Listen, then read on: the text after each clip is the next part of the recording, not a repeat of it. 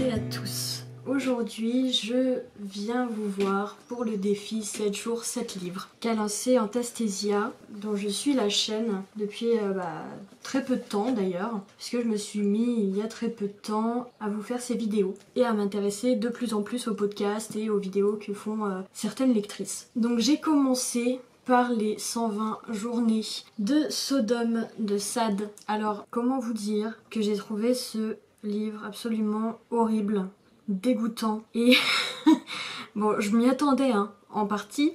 Ceci dit, je ne m'attendais pas à ce que ce soit autant pervers que ça. On parle de viol, de scatophilie, de trucs absolument immondes. Et vraiment, je ne conseille pas ce genre de bouquin aux âmes sensibles. Voilà, c'est le seul gros roman que j'ai lu du coup dans ma semaine. Parce que j'ai d'autres choses à faire, voyez-vous. Donc voilà, je suis en pleine révision de partiel, mais je voulais absolument faire un 7 jours 7 livres, au moins un, pour voir un peu ce que ça donnerait dans mes lectures. Donc ce bouquin, en fait, c'est la première fois que je n'ai pas été jusqu'au bout d'une œuvre, tout simplement parce qu'elle était immonde. Dans les propos de Sade, vraiment, on ne laisse pas de temps au lecteur, quoi. On nous explique pas de manière plus sympa, plus subtile. Non, c'est directement, il mange de la merde, quoi. C'est très vulgaire, très vulgaire, très pervers, très... pour être très clair. Voilà. Alors ceci dit... J'aime beaucoup l'écriture de Sade parce que justement on n'a pas ce côté, on essaye de faire passer sous silence certains faits. On a cette franchise en fait pour le lecteur et j'apprécie beaucoup ça, tout comme Despentes d'ailleurs. Despentes qui est une autrice que j'adore. Bon, ça n'a rien à voir, ce n'est pas du tout la même époque, pas du tout les mêmes récits. Ceci dit, dans la vulgarité des propos, c'est le seul exemple que j'ai qui me vient d'instinct. Ensuite, j'ai lu Boule de Suif de Maupassant. Alors Maupassant, c'est un auteur que je connais par mes études, bien sûr, comme beaucoup d'entre vous, je suppose. Maupassant, faut savoir que ça a été un petit peu l'élève de Flaubert. Alors moi qui adore Flaubert, je ne m'attendais guère à ne pas aimer Maupassant, bien sûr. Et en effet, j'ai adoré Boule de Suif, comme beaucoup.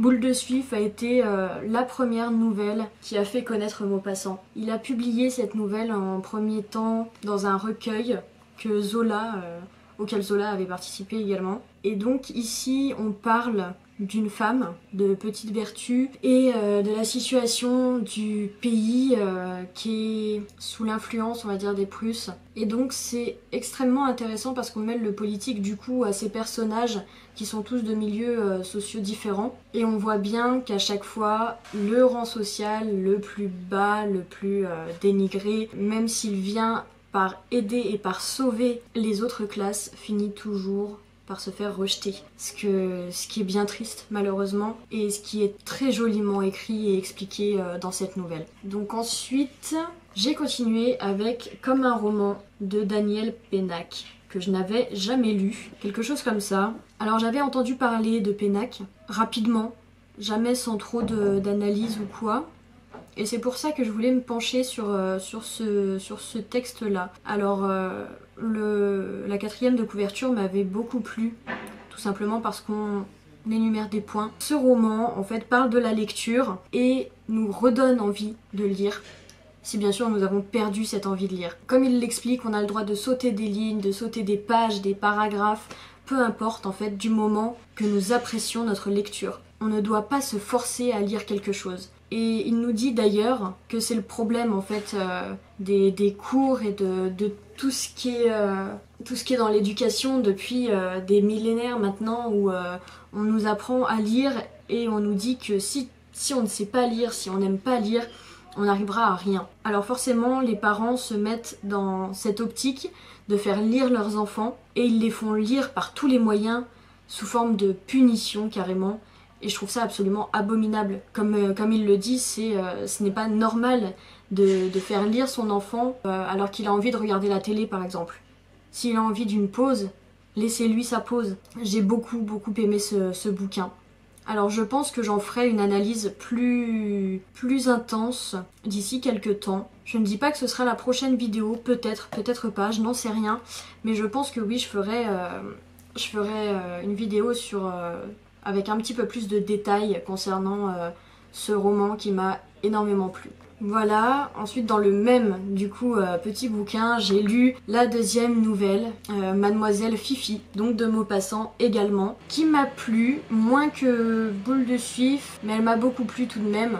Déjà dans l'écriture de Maupassant, hein, il n'y a rien qui change réellement. On sait toujours que c'est Maupassant qui écrit, on le voit bien. Et j'ai beaucoup aimé parce que du coup on est toujours dans le même système politique que Boule de Suif. C'est-à-dire la France contre les Prusses, contre la Prusse, enfin voilà, c'est toujours le même système. Et j'ai beaucoup aimé cette venue de jeunes femmes à la table de ses ennemis en fait. Et surtout la fin. J'adore les fins que propose Maupassant parce qu'elles sont toujours très brutales, très directes. C'est-à-dire que tout le long, on a un récit de quelques pages qui nous explique, qui nous met un peu dans le bain. Et puis paf, d'un coup, on a la fin.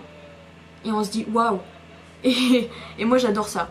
Enfin vraiment ce côté un peu brut de décoffrage, moi j'aime beaucoup. Ensuite pour continuer, j'ai lu plusieurs articles hein, de ce magazine Books, voilà, que j'ai découvert il y a peu. Je ne connaissais absolument pas parce que pour moi le seul magazine qui existait en termes de littérature c'était le magazine Lire que j'avais déjà acheté il y a quelques années de ça. Je n'ai jamais été tournée vers les magazines. Pourquoi? Parce que pour moi ce ne sont pas des lectures comme une nouvelle, comme un roman, c'est un fait. Ceci dit, je me suis découvert une grande passion pour lire des articles.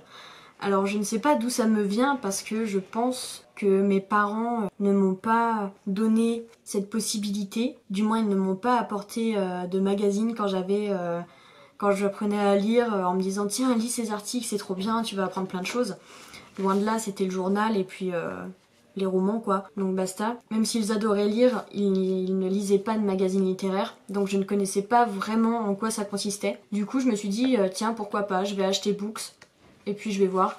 J'en ai acheté un deuxième d'ailleurs en même temps dont je vous parlerai prochainement. Et du coup j'ai lu deux articles dont je vais vous parler aujourd'hui qui m'ont fortement intéressée. Donc le premier, c'est, il est juste là, ils étaient amants à Auschwitz. C'est un sujet dont on traite beaucoup, mais j'aime toujours autant en parler. Alors ici, dans cet article, on fait une approche du livre Solliciter un rescapé d'Auschwitz, le témoignage de la Shoah et ses transformations, qui est dirigé par... Je n'ai absolument pas l'accent. Jürgen Matthäus, qui dirige le département recherche du musée du Mémorial de l'Holocauste de Washington. Donc il y a plusieurs autres membres qui ont travaillé sur cette œuvre, qui sont potentiellement des historiens spécialistes de la Shoah et de la Seconde Guerre mondiale. Alors dans ce récit, en fait, on raconte l'histoire de deux personnes. David Wisnia, qui avait 17 ans, et Helen Spitzer, qui en avait 25 à Auschwitz. Donc tous les deux se trouvaient dans le camp et ont vécu une histoire d'amour. Une histoire d'amour qui dura quand même 2 ans, alors que la plupart des personnes qui arrivaient dans ce camp, nous le savons bien, ne duraient pas plus de quelques mois. On découvre du coup par cet article que 72 ans plus tard, ils se retrouvent, après la guerre bien sûr, à New York. Ce qui est absolument exceptionnel. Et j'ai vraiment adoré cet article qui nous explique un peu tout le cheminement, ce qu'ils faisaient là-bas dans le camp, comment ils ont fait pour s'en échapper, tout le processus qu'il y a eu après la guerre, ce qu'ils ont vécu, avec qui ils se sont mariés, pourquoi, ce qu'ils ont fait. C'est vraiment intéressant, c'est toujours enrichissant. Et je vous conseille du coup vivement de lire cet article, qui d'ailleurs a été publié dans un autre... il est paru dans The New York Times, donc le 8 décembre 2019. Et là du coup on a la traduction par Alexandre Lévy. Alors je ne sais pas si vous pouvez trouver ces articles sur internet. Ceci dit, je vous mettrai en barre d'infos un lien qui vous conduira à l'œuvre de Matthäus, afin que vous voyez du coup. Le deuxième article qui m'a beaucoup plu dans ce magazine, c'est un article qui parle de Hong Kong et d'un homme qui a écrit La Parole enchaînée. Alors cet homme est Joshua Wong. Alors Joshua Wong est une figure de proue du mouvement pro-démocratie à Hong Kong. comme le dit du coup l'article. Cet homme a été emprisonné et dans cet article nous avons en fait des extraits de son œuvre où il raconte par jour. Donc on a 9e jour, vendredi 25 août 2017, ce matin j'ai reçu la visite, etc. Et ça se passe comme ça tout le long de l'article. Alors j'ai beaucoup aimé parce que du coup il nous apporte des informations sur ce qui se passe à Hong Kong, sur le mouvement qu'il a suivi, dont le mouvement des parapluies, qui a fait un boom phénoménal, hein, et qui a causé beaucoup d'incarcération, d'emprisonnement, enfin voilà. Ce qui est une situation assez grotesque, je trouve. Et cet article, pour moi, est extrêmement intéressant parce qu'on n'a pas l'habitude de parler des pays qui sortent de l'Europe. Donc voilà, c'est tout pour Books. Et en dernier, que j'ai lu ce matin, c'est une nouvelle d'Edgar Allan Poe qu'on trouve dans ce recueil-ci, Les Nouvelles Histoires Extraordinaires. Et le titre, donc c'est la première, c'est Le démon de la perversité. Alors au tout début, je vous avoue que je n'étais pas du tout emballée par cette nouvelle, parce que je venais de me taper la préface et l'introduction.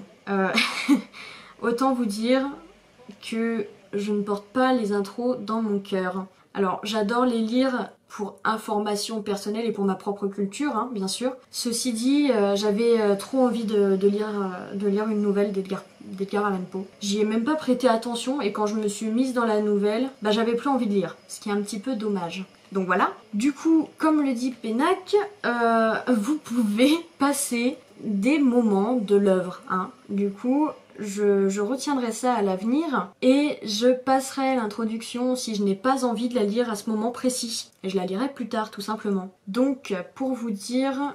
Qu'est-ce que je peux vous dire sur cette nouvelle? Le démon de la perversité. Il faut savoir que Poe a une écriture qui est très spécifique, qui peut sembler compliquée pour beaucoup de personnes. Ceci dit, en réalité, quand on se concentre sur l'ouvrage, sur ce qu'il nous dit, on ne peut que comprendre parce que c'est carré en fait, c'est très concis et il ne mélange pas tout, c'est-à-dire qu'on y va pas à pas.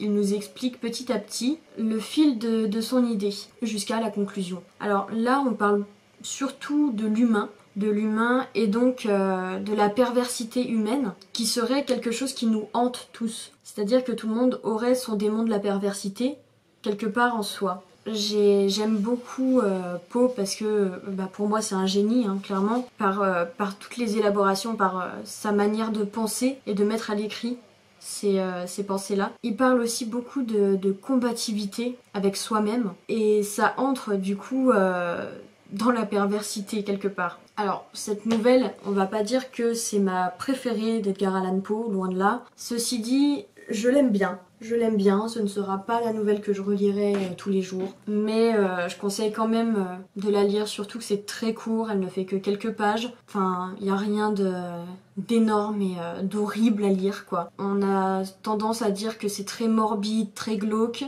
Bah moi personnellement je trouve pas. Du moins pas dans cette nouvelle-là, dans cette nouvelle-ci. Du moins pas dans cette nouvelle. On a une référence aussi à la religion, au crime, donc des thèmes littéraires qui sont quand même assez opposés, assez contraires, et pour autant ça ne fait pas peur à Poe de mettre ce genre de thèmes ensemble dans une même nouvelle.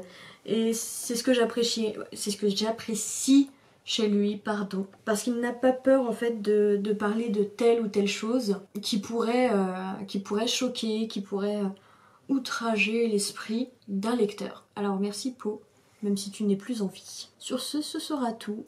Je vous souhaite une bonne continuation.